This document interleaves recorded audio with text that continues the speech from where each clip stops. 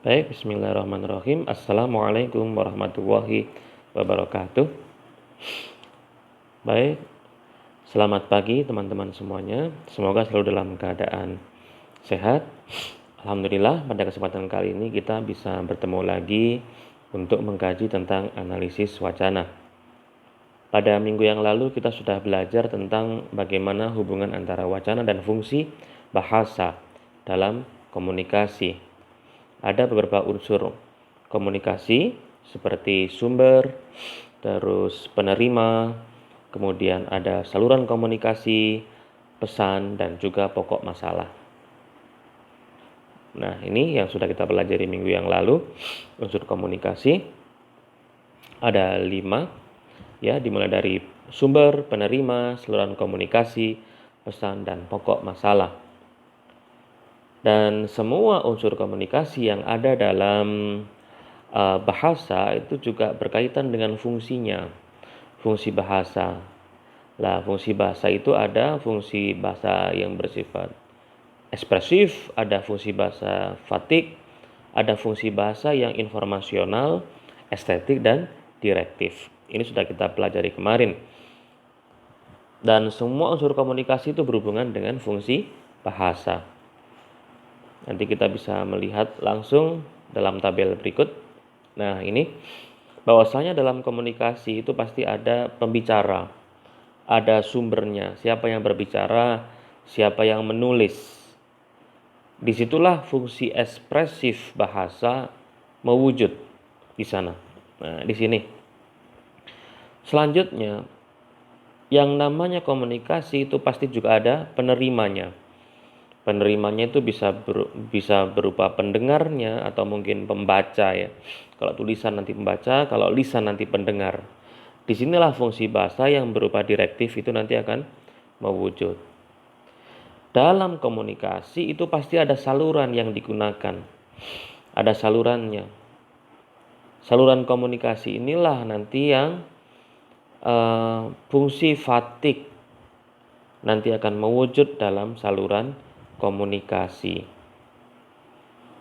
Ada semacam mukodimah atau pembuka, atau mungkin kalau bahasa kita basa-basi dulu sebelum komunikasi itu dimulai salurannya.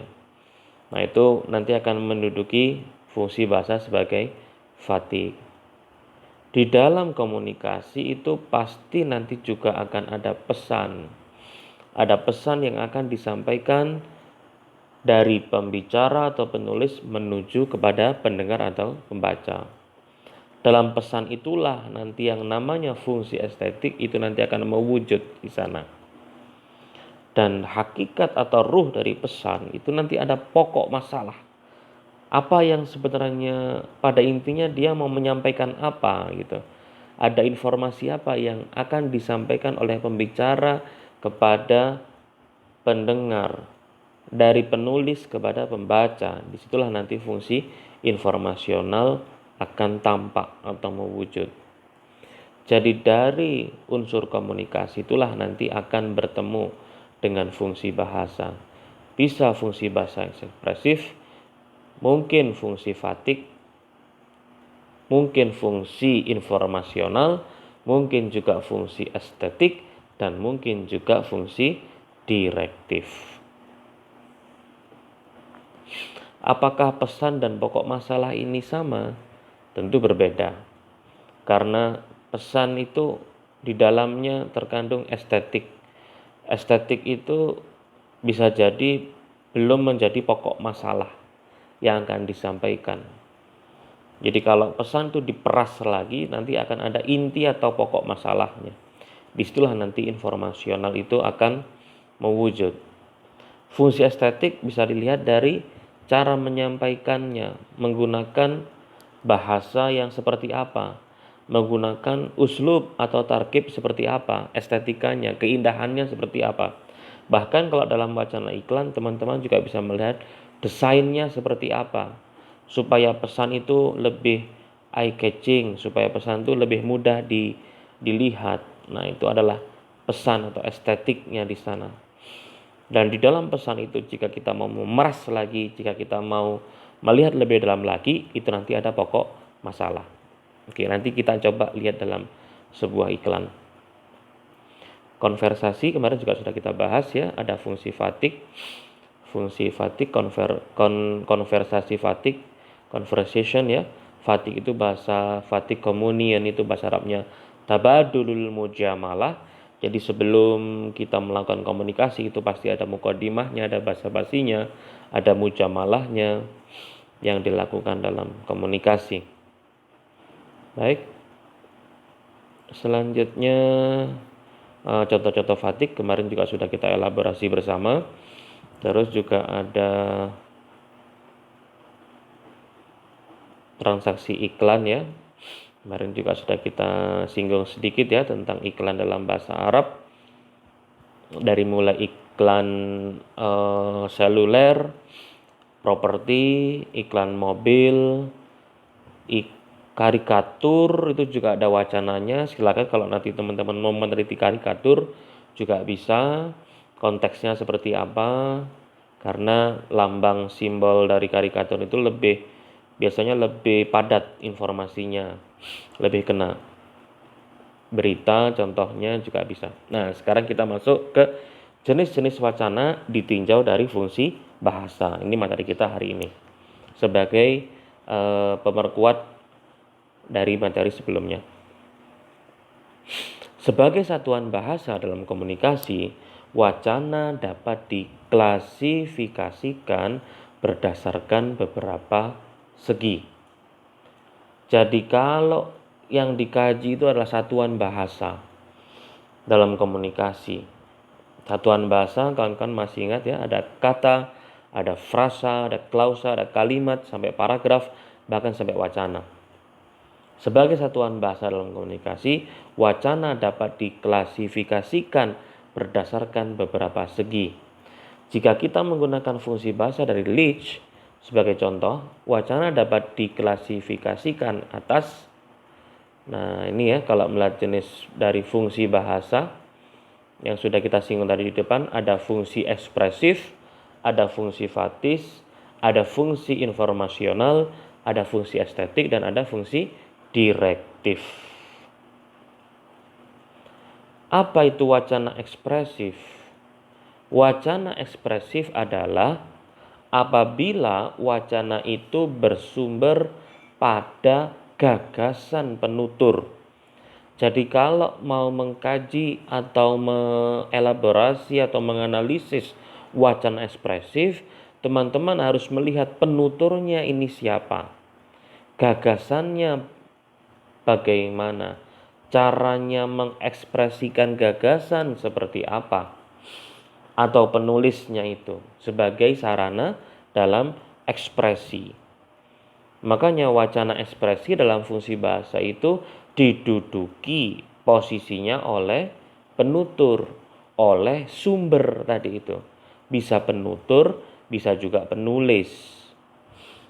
Ya, maka dari itu karena ekspresi itu adalah bagaimana caranya dia mentakbir atau mengungkapkan ya, gagasan yang ada dalam dirinya. Seperti saya kali ini menyampaikan ekspresi saya dalam menjelaskan analisis wacana melalui media video. Apa kelemahannya, apa kelebihannya, nah itu bisa dikaji teman-teman. Sebagai wacana ekspresif, bagaimana bentuknya, ekspresinya itu bisa dikaji secara lebih dalam. Nah, itu yang disebut dengan fungsi bahasa yang mewujud dalam jenis wacana. Jadi nanti ada wacana ekspresif. Wacana ekspresif itu linear dengan fungsi bahasa, yaitu fungsi ekspresif yang bersumber pada gagasan penutur. Kata kuncinya ada di sini ya, gagasan penutur atau penulis. Oke. Bisa difahami ya kawan-kawan untuk yang wacana ekspresif. Selanjutnya wacana fatis. Apabila wacana itu bersumber pada saluran, nah ini sudah masuk saluran atau medianya, salurannya, kanalnya untuk memperlancar komunikasi. Jadi kawan-kawan kalau sudah masuk analisis wacana fatis, itu harus melihat salurannya itu apa. Untuk memperlancar komunikasi, basa-basinya seperti apa, perkenalannya seperti apa. Nah, itulah yang disebut dengan wacana fatis, sama dalam bahasa Arab disebut dengan tabadulul mujamalah. Jadi sebelum masuk kepada komunikasi yang pada intinya menyampaikan informasi, seorang penutur atau seorang pembicara itu pasti akan melakukan basa-basi dulu. Kenapa kok perlu basa-basi? Agar komunikasinya lancar. Nah, ini loh kawan-kawan. Supaya jadi ada strateginya. Bagaimana caranya supaya komunikasi itu lancar. Makanya penting teman-teman mengkaji fatis ini. Karena dari fatis itulah nanti kawan-kawan bisa menemukan strategi komunikasi yang lancar seperti apa. Apakah komunikasi bisa terjadi tidak lancar? Bisa sekali. Apa yang akan disampaikan oleh penutur, apa yang disampaikan oleh sumber tidak sinkron atau tidak sambung dengan apa yang sampai kepada pendengar. Maka komunikasinya tidak lancar gitu ya. Komunikasinya bahkan kaku. Ya kan? Komunikasinya mungkin terhambat. Maka dari itu perlu kawan-kawan mengkaji wacana fatis. Kawan-kawan perlu menganalisis basa-basi atau wacana perkenalan dalam sebuah peristiwa. Misalkan contohnya ini dalam pesta, kebetulan ya, dalam pesta. Seperti wacana perkenalan dalam pesta gitu ya. Atau mungkin basa-basi sebelum masuk dalam tulisan artikel gitu ya, pasti ada mukadimahnya gitu ya. Seperti latar belakang itu juga bisa kalau kalian menyusun skripsi, latar belakang bisa sebut sebagai wacana fatisnya. Jadi kita bisa bercerita dulu kenapa ada penelitian ini, apa pentingnya, apa manfaatnya buat masyarakat banyak. Nah, maka dari itu ada wacana fatis. Yang ketiga namanya wacana informasional. Apabila wacana itu bersumber pada pesan atau informasi seperti wacana berita dalam media massa, nah itu berarti menduduki fungsi bahasa sebagai fungsi informasional. Ya, wacana informasional yaitu wacana yang bersumber pada pesan. Jadi kalau sudah masuk kepada fungsi informasi, teman-teman harus melihat pesannya apa, informasinya apa, pokok masalah yang akan disampaikan itu apa. Nah, itu harus disampaikan dalam wacana informasional atau fungsi informasional. Oke. Nah, selanjutnya seakan-akan mirip ya, tapi berbeda ya. Wacana estetik ini dengan informasi tadi berbeda. Apabila wacana itu bersumber pada pesan dengan tekanan, nah ini, dengan tekanan keindahan pesan, itu nanti bisa menjadi wacana estetik. Fungsi bahasa tidak hanya informasi, tapi fungsi bahasa juga memberikan tekanan keindahan. Supaya pesannya itu indah, itu bagaimana? Nah, coba kalian renungkan. Supaya pesannya itu indah itu bagaimana? Berarti kan wacana estetik ini belum masuk kepada pokok masalah. Baru melihat bagaimana supaya pesan itu memiliki tekanan keindahan. Ya. Seperti wacana puisi, lagu itu juga indah. Belakangnya memiliki bunyi yang sama, misalkan puisi itu juga, nah, itu indah, estetis, ada estetisnya. Dalam iklan pun juga teman-teman bisa mengkaji wacana estetiknya seperti apa. Nah, dari situlah nanti komunikasi akan berjalan dengan lancar. Karena keindahan itu menjadi salah satu pendekatan yang kultural yang akhirnya komunikasi bisa berjalan dengan lancar. Itu namanya wacana estetik. Nanti kita lihat dalam iklan ya, untuk lebih mempermudah contohnya. Yang terakhir namanya wacana direktif. Apa itu wacana direktif? Wacana direktif adalah apabila wacana itu diarahkan pada tindakan atau reaksi dari mitra tutur atau pembaca seperti wacana khotbah misalkan. Jadi wacana direktif itu ada penekanannya kepada mitra tutur, kepada orang yang kita ajak bicara itu. Bagaimana reaksinya? menerima khotbah misalkan, bagaimana tindakannya ketika mendengarkan khotbah? Ngantuk atau mungkin paham? Apa yang bisa ditangkap? Nah, maka kajian itu bisa kita kaji dalam wacana direktif. Karena penekanannya ada pada pembaca, ada pada mitra tutur. Nah, akhirnya fungsi bahasa bisa tercover semuanya dalam jenis-jenis wacana. Jadi fungsi bahasa yang 5 tadi itu bisa juga mewujud dalam jenis-jenis wacana. Nah, ini yang kemarin sudah kita bahas teman-teman sedikit ya di WA group kemarin, yaitu iklan Pepsodent. Nah, dalam iklan Pepsodent ini pasti ada fungsi ekspresifnya.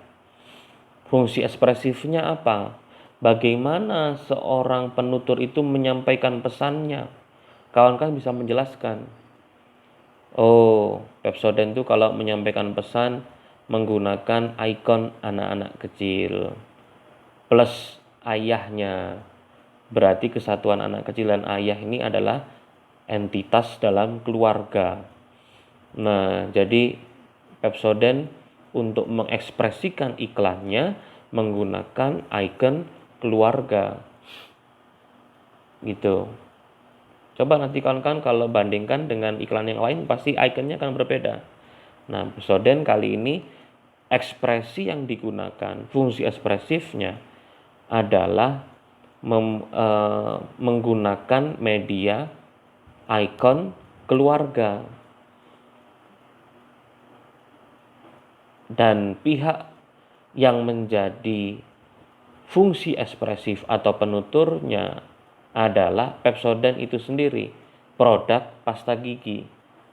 Apa yang mau disampaikan dalam iklan ini? Nah, kita bisa mengkaji fungsi bahasanya dari mulai fungsi ekspresifnya ya, bagaimana kita bisa melihat teksnya, bagaimana caranya mengekspresikan. Di sini hanya tertulis sikat gigi pagi plus malam bersama ayah, Adi, dan Dika. Berarti kalimat yang digunakan cukup sederhana. Nah, iya kan? Ekspresifnya sangat sederhana sekali. Cukup cuma dengan sikat gigi pagi dan malam, karena memang bahasanya iklan pasti singkat dan jelas. Bersama ayah, Adi, dan Dika. Ini kalau kita kaji lebih dalam akan memiliki analisis yang kuat, teman-teman. Loh, kenapa ini kok ayah, kok bukan ibu? Nah, nanti kan seperti itu ekspresifnya. Kenapa kok ayah Adi, kok bukan ibunya misalkan? Dan kenapa kok harus anak kecil gitu ya? Itu pasti akan menimbulkan penafsiran-penafsiran, interpretasi. Dari interpretasi itulah nanti kita bisa melihat tujuan dari Pepsodent atau ekspresi dari Pepsodent itu apa sebenarnya yang akan disampaikan kepada pembaca iklan ini. Nah, itu fungsi yang pertama, yaitu fungsi ekspresifnya. Teman-teman bisa menarasikan dari situ. Yang kedua yaitu fungsi fatigue. Sebelum masuk kepada pesan, itu pasti Pepsodent atau iklan ini memiliki mujamalah, memiliki basa-basinya dulu gitu ya. Apa basa-basinya? Basa-basinya kita bisa melihat bahwasanya saluran komunikasinya ini berbentuk iklan. Bahasa iklan itu sangat ringkas. Bahasa iklan itu cukup padat gitu ya. Nah, sebelum masuk kepada pesan utama, sebuah iklan itu berusaha untuk menyampaikan mujamalahnya. Mujamalahnya apa? Sikat gigi pagi dan malam, ini mujamalahnya gitu. Jadi anjuran atau ajakan untuk melakukan sikat gigi ya secara rutin pagi dan malam gitu ya, bersama ayah, Adi, dan Dika gitu ya. Itu bisa kita jelaskan sebagai salah satu fungsi fatis, yaitu pengawal yang ada di permulaan, muqaddimahnya itu apa? Sebelum masuk kepada pesan intinya. Pesan intinya dalam iklan ini apa? Ya pasti ajakan untuk melakukan sikat gigi pagi dan malam dalam sebuah keluarga dengan menggunakan produk Pepsodent, bukan dengan produk yang lain gitu ya. Informasinya kan itu yang mau disampaikan. Nah, sebelum masuk kepada ayo kalau sikat gigi menggunakan Pepsodent, iklan ini basa-basi dulu. Sikat gigi itu pagi dan malam loh, gitu loh ya. Jadi kalau pagi ya sikat gigi, malam juga sikat gigi, sampai di sini dikasih gambar ada matahari, di sini ada gambar bulan, ceria gitu ya. Nah, itu bisa kawan-kawan narasikan sebagai fungsi fatisnya, sebagai pendahulu dari fungsi informasinya. Bisa difahami ya kawan-kawan ya. Bersama Ayah, Adi, dan Dika ini juga bisa digunakan sebagai fungsi fatis. Sebelum memberikan informasi, ayo kalau sikat gigi pakai Pepsodent ya gitu ya. Itu kan informasi pokoknya. Nah, basa-basi dulu. Kalau sikat gigi itu anak kecil harus didampingi sama orang tuanya ya gitu ya. Apa esensinya? Pendidikan. Ada penanaman habit, ada penanaman kebiasaan semenjak dini. Jadi Pepsodent itu tidak hanya berusaha untuk mengiklankan produknya saja, tapi di sana juga ada fatis yang berupa edukasi. Bahwasannya anak kecil harus dibiasakan untuk sikat gigi. Dan fungsi atau peran dari ayah itu menjadi hal yang cukup fundamental, menjadi hal yang cukup penting. Karena ayah di sini tidak hanya sibuk bekerja, tapi ayah di sini juga bisa menjadi pionir dalam menanamkan kebiasaan yang baik dalam keluarga. Nah, seperti itu. Itu bisa kita jadikan analisis. Memang sifatnya interpretasi. Karena bahasa iklan yang sedikit, bahasa iklan yang padat, bahasa iklan yang dikemas dalam bentuk gambar seperti ini akan menimbulkan penafsiran. Tapi ya tidak bebas tafsir. Teman-teman tetap menggunakan acuan yang ada dalam iklan. Seperti itu. Bisa difahami ya kawan-kawan ya. Apa fungsi estetiknya? Fungsi estetiknya di sini kita bisa melihat mungkin dari sisi struktur kalimat. Kalau di sini kebetulan tidak ada, kalaupun ini dianggap kalimat ya, tapi sikat gigi pagi plus malam gitu ya. Terus disambah dengan bersama Ayah, Adi, dan Dika. Ini misalkan seperti itu. Bagaimana kalimatnya? Pasti padat itu ya, padat. Terus estetikanya didukung dengan penggunaan gambar. Kawan-kawan juga bisa mengelaborasi dari penggunaan warna, backgroundnya seperti apa. Terus kenapa di sini ada wastafel seperti itu bisa dikaji, bisa dilihat fungsi estetikanya gitu ya kawan-kawan.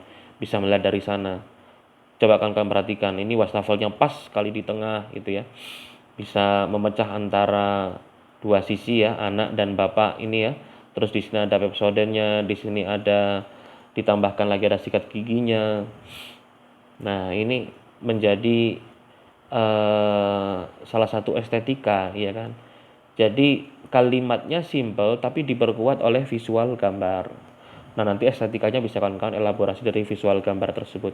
Bagaimana supaya informasi atau pesan bisa disampaikan kepada pembaca melalui bungkus atau package yang cukup indah gitu ya. Itu namanya fungsi estetik. Selanjutnya yang terakhir adalah fungsi direktif. Lalu bagaimana? Siapa ini kira-kira pembaca iklan ini gitu ya. Nah, teman-teman juga bisa memberikan interpretasi. Oh, ini iklannya khusus untuk anak-anak karena ada Dika gitu misalkan ya. Ayah, Adi, dan Dika misalkan. Atau mungkin juga bisa untuk keluarga. Jadi kembali lagi kepada penerima. Kawan-kawan bisa memberikan gambaran, ini penerimanya siapa ya? Keluarga. Oh, penerimanya ayah juga bisa. Ini berarti pesan untuk ayah, bagaimana supaya ayah itu mendidik anaknya agar setiap hari melakukan kebiasaan yang baik, yaitu sikat gigi. Atau kepada anaknya juga bisa, direktifnya kepada anaknya. Oh, ini nanti membaca iklannya adalah anak-anaknya gitu ya. Anak-anak supaya rajin sikat gigi pagi dan malam gitu ya. Jadi kalau mau dielaborasi juga bisa menggunakan pertanyaan mengapa ya, kenapa harus pagi dan malam gitu. Kenapa kok tidak pagi dan sore misalkan seperti itu. Nah, ini bisa kita kaji lebih dalam lagi sebenarnya. Seperti yang tadi sudah saya singgung, kenapa kok di sini ayah kok bukan ibu gitu ya. Kenapa kok anak-anak gitu ya yang harus ditampilkan dalam iklan ini gitu. Itu bisa kita elaborasi lebih dalam lagi, teman-teman. Nah, yang paling penting adalah bahwasanya fungsi direktif itu melihat kepada pembacanya. Jadi dari iklan ini bisa kita narasikan 5 fungsi bahasa.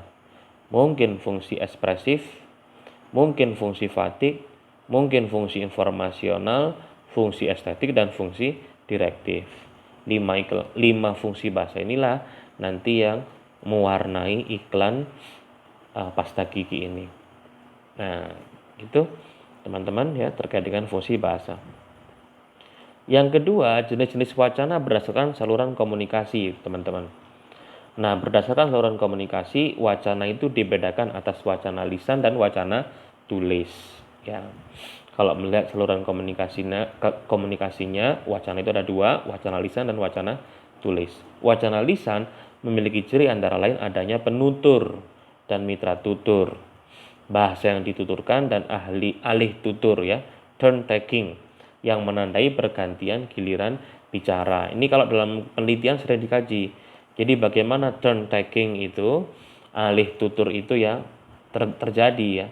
Pergantian giliran bicara itu bagaimana. Nah, itu perlu dilihat untuk mencari kepaduan, keutuhan dalam sebuah informasi. Wacana tulis ditandai oleh adanya penulis dan pembaca, bahasa yang dituliskan, dan penerapan sistem ejaan. Ya, pada intinya wacana itu ada 2 ya secara saluran komunikasi, ada wacana lisan dan wacana tulis. Ingat, dalam wacana lisan tadi ada istilahnya turn taking. Turn itu ya, turn itu kan gantian ya, turn taking. Baik, selanjutnya jenis-jenis wacana berdasarkan tanggapan mitra tutur atau pembaca. Sebutkan jenis-jenis wacana ditinjau dari tanggapan. Nah, ini kan sebenarnya fungsi direktif tadi. Bagaimana mitra tutur atau pembaca itu memberikan tanggapan. Berdasarkan tanggapan mitra tutur atau pembaca, wacana dikelompokkan atas ada 2. Mungkin namanya wacana transaksional, yang kedua mungkin namanya wacana interaksional. Wacana transaksional berdirikan adanya pemenuhan oleh mitra tutur atau pembaca atas harapan atau keinginan penutur atau penulis. Jadi transaksional itu seperti surat permohonan contohnya. Itu namanya wacana transaksional. Jadi ciri-cirinya itu mitra tutur itu minta dipenuhi atas harapannya, atas keinginannya. Nah, itu namanya wacana transaksional. Contohnya apa? Surat permohonan. Itu termasuk wacana transaksional. Nah, kalian bisa melihat ini banyak sekali contohnya ya. Tidak hanya surat permohonan, ya, surat izin misalkan. Itu berarti si penutur ingin minta izin. Ada harapannya supaya diberikan izin. Nah, itu namanya wacana transaksional. Bapak Presiden misalkan menghimbau supaya di rumah saja misalkan. Nah, itu juga wacana transaksional. Karena Bapak Presiden menyampaikan keinginan atau harapannya dalam menyikapi pandemi COVID-19 itu seperti apa. Apa yang dilakukan oleh Presiden. Nah, itu bisa dilihat sebagai wacana transaksional. Contohnya ini ya, dosen misalkan, kumpulkan pekerjaan rumah ini minggu depan ya. Nah, mahasiswanya menjawab, baik Pak, seperti itu. Nah, ini adalah wacana transaksional karena dosennya memiliki harapan atau keinginan apa yang harus dipenuhi. Itu namanya wacana transaksional. Bisa difahami ya teman-teman ya. Selanjutnya ada wacana interaksional. Apa wacana interaksional itu? Wacana interaksional bercirikan adanya tanggapan timbal balik dari penutur dan mitra tutur. Nah, kalau interaksional itu adanya hubungan yang sifatnya timbal balik. Kalau yang pertama tadi kan penuturnya berkeinginan atau mempunyai harapan, tapi kalau interaksional itu sifatnya timbal balik. Kita lihat di contoh biar mudah ya. Misalkan ada penumpang ya, stasiun berapa bang gitu ya misalkan. Nah, tukang becaknya bilang 5.000 gitu. Penumpangnya, wah mahal amat bang, 3.000 biasa gitu. Tukang becaknya kan jauh dari sini mbak. Nah, ini namanya transaksi, ini namanya wacana interaksional. Ada transaksional, ada interaksional. Karena sifatnya timbal balik, iya kan? Timbal balik. Timbal baliknya sama-sama memiliki keinginan. Penumpangnya juga ingin sampai di stasiun, tukang becaknya juga ingin mendapatkan ongkos yang layak juga. Namanya interaksional. Bisa difahami ya teman-teman ya. Jenis-jenis wacana berdasarkan pemaparan ini sudah pernah kita kaji sebelumnya ya. Ini hanya semacam pengingat saja berdasarkan pemaparannya. Secara umum wacana dikelompokkan atas wacana naratif, masih ingat ya, deskriptif, ekspositoris, argumentatif, persuasif, hortatori, dan prosedural. Apa itu wacana naratif? Wacana naratif dicirikan oleh adanya alur peristiwa, ada tokohnya seperti pada narasi faktual, berita, dan narasi fiktif, cerpen contohnya. Karena dalam cerpen kan ada alurnya, ada tokohnya. Dalam berita juga ada kronologinya berita itu. Nah, maka bisa disebut dengan wacana naratif. Deskriptif itu apa? Deskriptif itu dicirikan oleh adanya detail suatu hal. Seperti pada profil misalkan. Profilnya orang dari mulai lahirnya, pendidikannya, karirnya, semuanya itu kan adalah deskriptif ya, sifatnya itu detail. Nah, makanya dalam kajian deskriptif itu pembahasannya cukup detail sekali. Ekspositoris itu apa? Dicirikan oleh kuatnya paparan informasi seperti pada karangan khas ya. Jadi kuatnya paparan informasi ya. Kalau tadi detail, ini ada kuatnya. Jadi sifatnya itu lebih bagaimana informasi itu disampaikan ya dengan argumentasi yang kuat supaya orang itu mau menerima gitu ya. Ekspositoris itu. Seperti pada karangan khas ya, seperti fitur dan sebagainya. Argumentatif itu apa? Wacana yang dijadikan oleh kuatnya argumentasi karena didukung oleh eksplorasi, bukti ya, dan prosedur metodologis seperti pada tesis, disertasi itu adalah wacana argumentatif.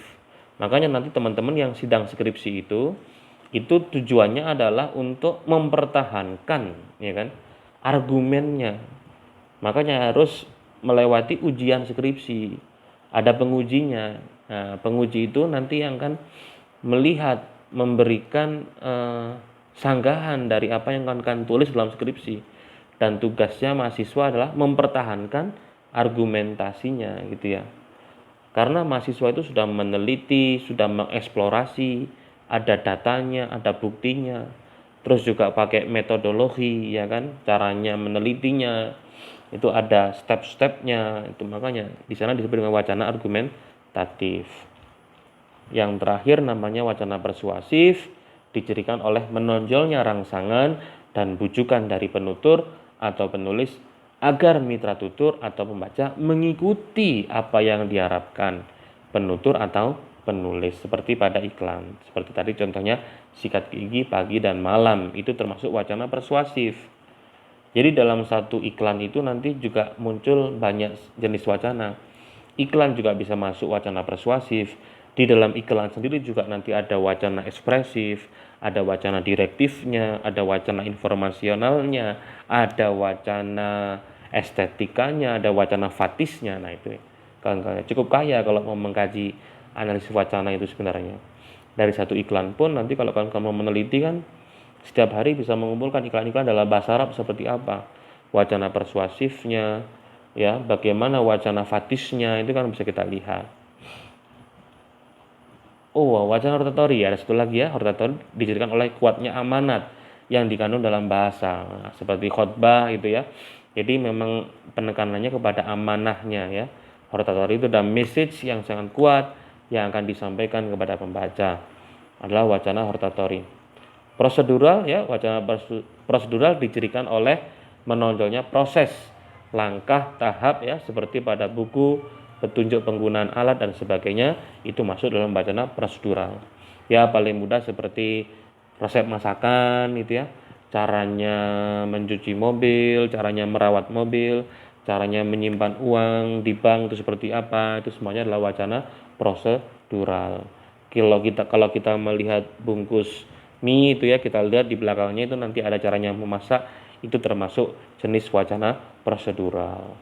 Kalau kita mau meneliti bagaimana dalam penerjemahan wacana prosedural dari bahasa Arab ke bahasa Indonesia seperti apa, apakah terjadi pergeseran makna, nah ini bisa dikaji dalam penerjemahan nanti. Wacana hortatori dari bahasa Arab ke bahasa Indonesia, apakah nanti ada pergeseran amanah, ada pergeseran strukturnya dan sebagainya, bisa kita teliti dalam bingkai penerjemahan. Oke. Terakhir ini untuk minggu depan kawan-kawan ya, kita akan mengkaji wacana dan komposisi. Kenapa ini perlu dikaji? Karena melihat kemarin ketika kawan-kawan saya beri tugas tentang metode penelitian, masih banyak antara paragraf yang satu dengan yang lain tidak nyambung, antara kalimat yang satu dan yang lain tidak nyambung.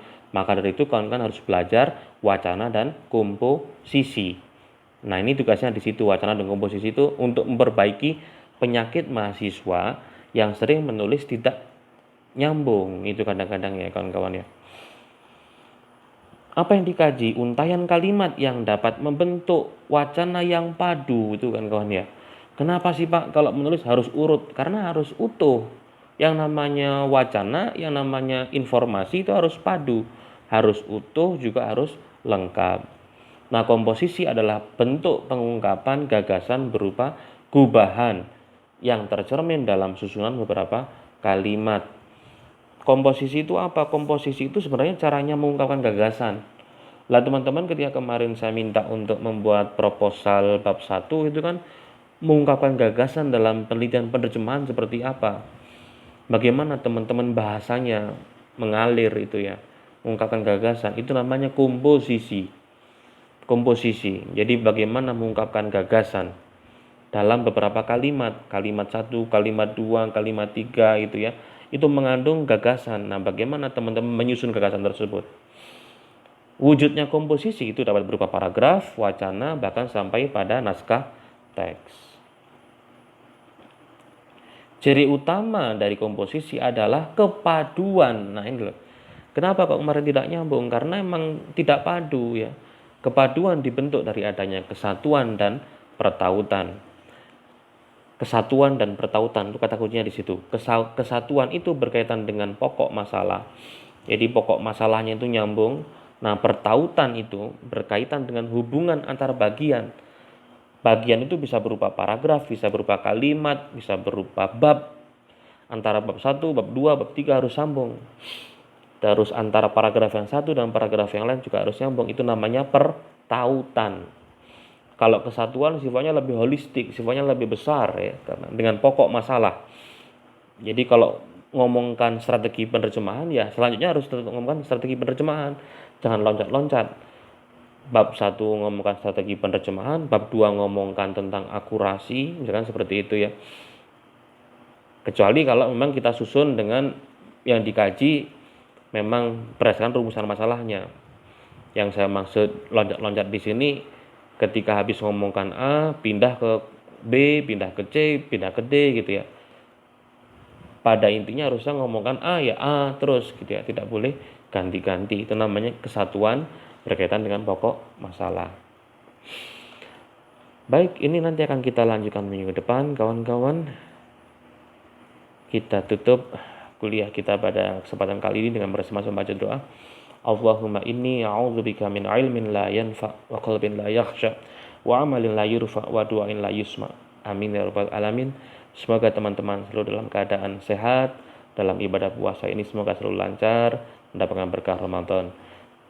Kurang lebihnya kami mohon maaf. Assalamualaikum warahmatullahi wabarakatuh.